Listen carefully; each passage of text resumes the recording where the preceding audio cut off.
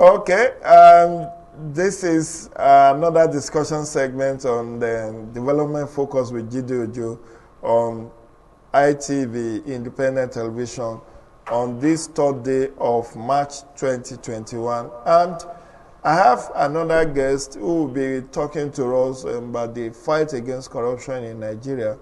This time around, not from government perspective, but from the civil society perspective. And it's no other person than Mazi Okeke Anya. It's a pleasure to have you. Thank you so much, Mr. Ojo. Mazi Okeke Anya is a program manager, democratic governance with Civil Society Legislative Advocacy Center, which is better known as CISLAC. CISLAC is one of the foremost anti-corruption civil society organizations in Nigeria. That is where the Transparency in Nigeria office is domesticated or Transparency International. Transparency International in Nigeria is domiciled. So, Mazi, it's a pleasure to have you on this show. Tell us a bit about yourself. Maybe we should start from there. Let's get to know you. Okay. Yeah, like you mentioned, my name is Okeke Anya. I live the massive part of it. I work with Civil Society Legislative Advocacy Center as a program manager on democratic governance. We cover issues around anti-corruption, issues around elections, and all that to ensure that we also give our own support in improving governance generally in Nigeria. Do you have any partnership with ICPC? Do you work with? We have some level. We have a partnership with ICPC. As a matter of fact, we have a memorandum of understanding with ICPC in terms of how do we engage, in terms of how do we improve on the anti-corruption mandate of which they are also involved in. And as a matter of fact, we interface with other anti-corruption agencies, be it ICPC, be it Code of Conduct, and we engage principally with various committees of the National Assembly, especially those that has some level of mandate around anti-corruption. Okay. Can you walk us through what CISLAC has been doing over the years, generally, and then specifically as it relates to corruption? Okay. CISLAC as a civil society, has two core mandates. One is being a watchdog in terms of looking at what is happening within the polity, and also how can those things that are happening within the polity, how can it be addressed? The other mandate has been the mandate of being advisory, saying, oh, this is what is going on, we have observed this, and this is how we feel that government should go about dealing with such things that has been observed. In the process, CISLAC has been there since 2006. This is about our 15 years in the civil society business, and the real issue for CISLAC coming into existence was that, if you remember, that we just got our independence, got our democratic governance again in 1999, and normally what you see that is a gap is the absence of the legislature. So CISLAC came in to see how far. That is why we are called Civil Society Legislative Advocacy Center. How do we, support the legislature, having been in limbo for at times over 20 years, to begin to understand its role, to ensure that there is that core separation of power between the executive, the legislature, and the judiciary. And for all of as you can understand, what makes a country, especially like ours, to be called a democratic country is the presence of the legislature. So in the absence of the legislature, in the military rule, you have your executive, you have your judiciary. And the executive is boxed into both legislature and so what we did as civil society is to begin to engage the legislature, to begin to make laws that are useful. CISLAC joins other civil society groups to come up with relevant laws such as the Freedom of Information Act, the National Procurement Act, the Fiscal Responsibility Act. All these pieces of legislations were how to strengthen the anti-corruption engagement, which CISLAC is also involved in. So CISLAC all over the years has been supporting government in terms of supporting the legislature to come up with relevant legislations that can help governance. Beyond the anti-corruption areas, we have also supported issues of electoral reforms. We have engaged in several constitutional reform processes. Unfortunately, we have not had a very, very robust constitutional changes, maybe aside from those that borders on election. But CISLAC has actually been part of civil society that has been driving all these processes throughout the years. So let's come back to the issue of anti-corruption. How deep-rooted do you think is the challenge of corruption in Nigeria? I think it is very, very deep-rooted, very, very. That is why at times when Transparency International, and I think if you go and ask any Nigerian, and the ICPC, I listened to the spokesperson of the ICPC, you can also hear her talking about issues of corruption. And that is why at times it amazes us when maybe a corruption perception index is released and government is just all over the place behaving as if they are hearing corruption for the first time for that year. Because if there is no corruption, if it is not that deep, I don't think part of governments, even some of their pronouncements, some of the institutions they are setting up, several police, the Nigerian Police Force, the ICPC, EFCC, Code of Conduct, offices of the Auditor General, various committees of the National Assembly, all of them are dealing with corruption because it is so entrenched and it is eroding certain basic means of livelihood for the country. The bad roads you see, mostly on account of corruption. The issues of hospitals, drugs not being in the hospital, are issues of corruption.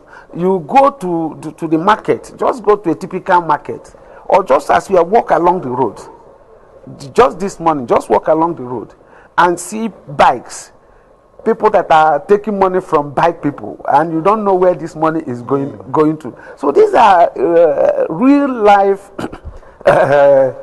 corruption perceptions that you see. So in every way you go, you see that this thing is existent.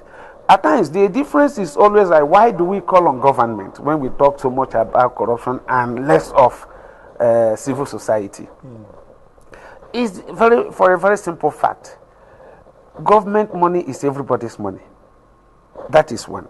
And two, it is government that has the mandate to deal squarely with issues that comes out of corruption. If there are infractions, on account of corruption, it is mostly government that at the end of the day, either it is through the police or through the courts that you have to engage to ensure that you get redress. But if these institutions of government are not working, it creates a bigger burden on the general society in terms of how we handle corruption issues. So it is deep, and I think that is why everybody is talking about it. Okay. Everybody is talking about it. You can also talk about it, distinguished viewers. If you want to weigh in on this discussion segment, you can join us via our telephone numbers, which has been advertised, put on your TV set. You can also send us a message via our social media platforms, Facebook, Twitter, Instagram. You can reach across to us and be part of this discussion, because Nigeria is our collective business, and corruption is one critical issue that has limited our national development. So now, Mazi, what has CISLAC been doing? We have talked about, okay, we have the first caller on the show. Can we, hello? Hello? Maybe you call us back. Let's have you call us back that we missed that call. The number is there on the screen, 0809 847 19989. So please, you can join us on this discussion segment and ask your question from our guest. My guest this morning is Mazi Okweke of Civil Society Legislative Advocacy Center. Now, let's talk about the role of, maybe we should take it from the role of civil society as a whole, then nosedive into the role, what CISLAC has been able to do. So what role do you see our civil society organization playing in the fight against corruption in Nigeria? Yeah, civil society has been playing a lot of roles in terms of engagement of government.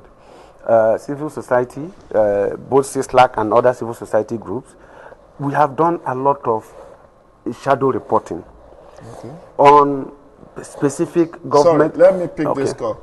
Hello?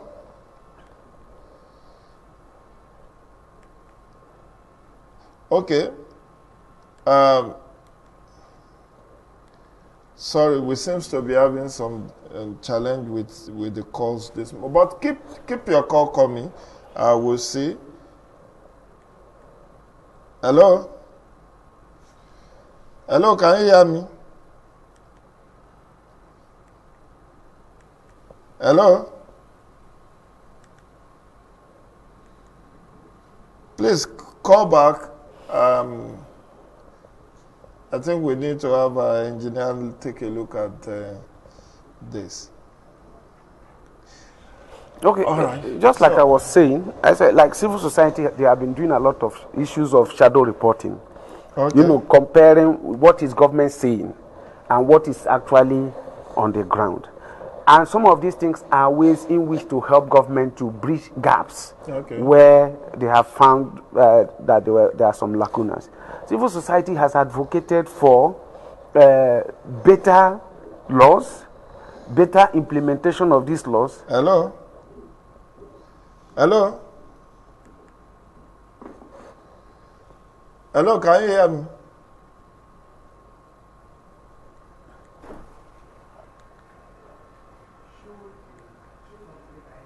Hello? Hello? Okay, sorry. Why will the engineers work on this? Okay, so I was talking about civil society working around implementation of laws, trying to urge government to improve on their implementation of laws around anti-corruption. I'll give you an instance. During as we are in the period of the COVID-19, civil society is already going ahead to find out issues around when we talk about the vaccinations that are coming in. Yeah. What are the modalities? Yeah. And all these is still playing that watchdog role to ensure that if we are talking about that we have received a certain amount of vaccines, that is going to the right quarters. Yeah. So civil society, like I mentioned earlier, that it doesn't even get on the market. Yeah, exactly. Start charging to come and take for 50,000 out to take vaccinations, and also not even that, also issues of adulteration. Yeah, exactly. Because issues of adulteration of these products. Was saying yesterday that any vaccine that comes through any other airport apart from Nnamdi Azikiwe International Airport, Abuja, is fake, and that nobody should take that vaccine. And also, how do you even ensure that at the end of the day, rather than give it to the frontline workers as has been highlighted. It does not get to the families of politicians and their children first, or their families. So these are the kind of roles that civil society play. Beyond that, specifically for CISLAC has even created what we call the Anti-Corruption Legal Advisory Center, ELAC. And ELAC's job is to receive complaints from citizens on issues around anti-corruption, and to ensure that such complaints get directly to the appropriate government quarters. Because for those who cannot reach government directly, and they can, have a way of coming through civil society to make their complaints around issues of corruption. Though we don't carry out prosecutions, we don't carry out investigation, but it is our job as CISLAC to receive these complaints and channel it to the appropriate quarters. So civil society has also come up with several researches on what has been going on around other crimes. What is it that is going on elsewhere? What lessons can we learn from what we have seen elsewhere outside Nigeria, to enable our own government also to imbibe some of those practices and be better off in implementation of anti-corruption policies. And again, like I mentioned, CISLAC is part of the Transparency International.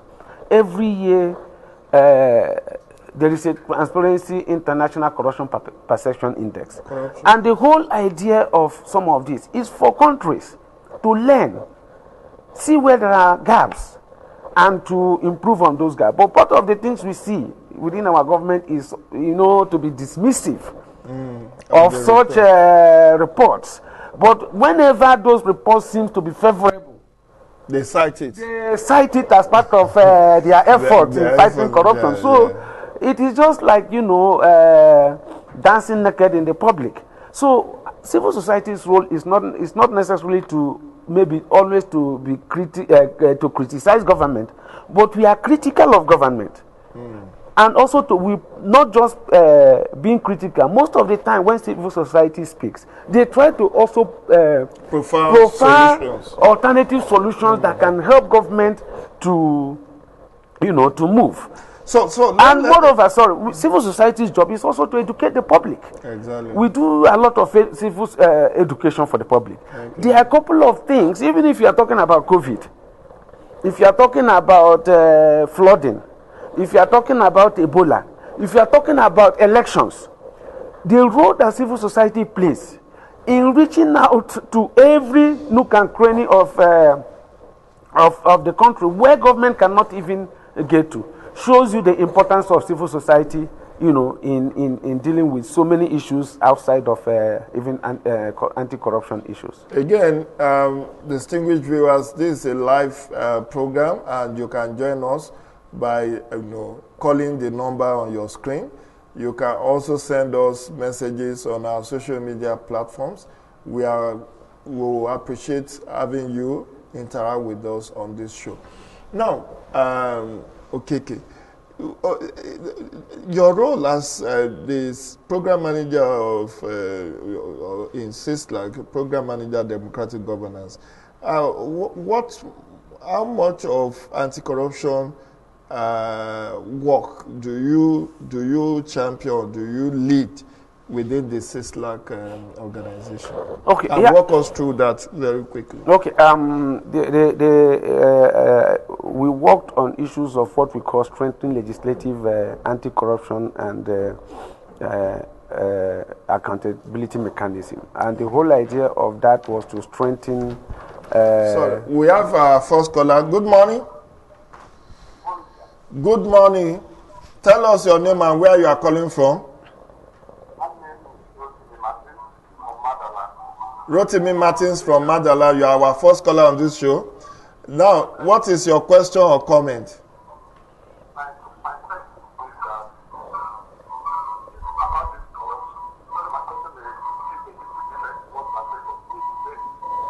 Okay.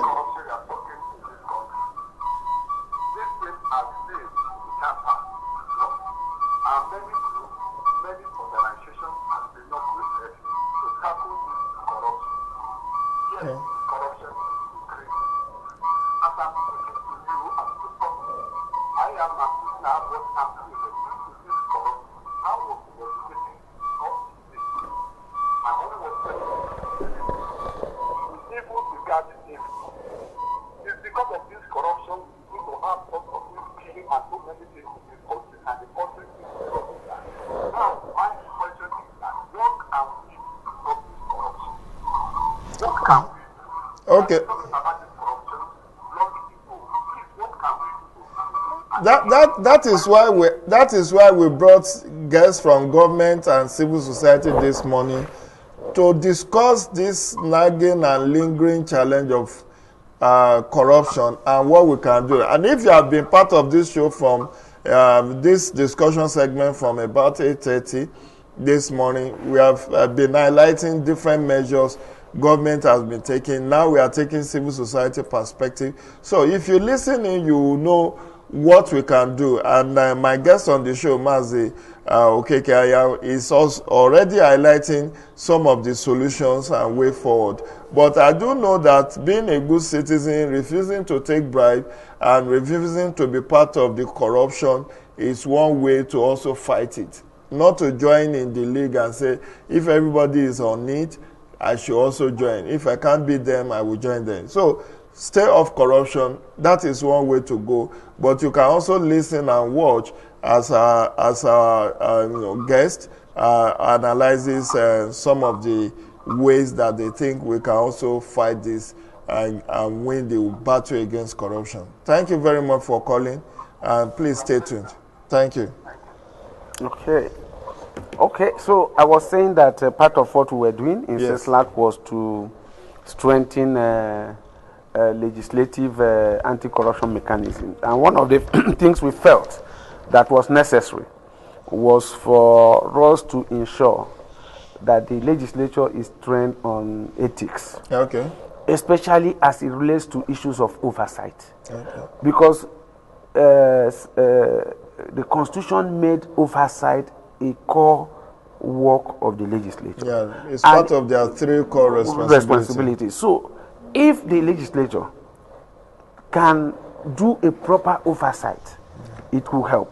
Because one of the things we also found out is that at times, when you talk about oversight, the National Assembly itself does not provide money for oversight. That's interesting. Most of the time, what it happens is that it's even the MDAs that are going to be oversighted that will now come and make the logistics arrangement for legislators to come and carry out oversight for them. And you begin to ask yourself, what kind of results are you going to get at that? So what we did was how do we improve on the ethics for legislators? How do we, train them on proper oversight and all that? As also within that, we talk about, when we even talk about corruption, we also talk about, as part of my work, we also talk about accountability in the electoral process.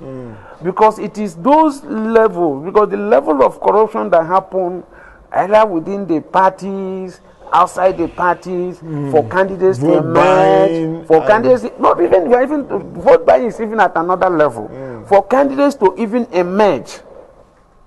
Yeah, at the party primary. So what goes on there is even as terrible as what happens even during the election. So we talk about electoral accountability.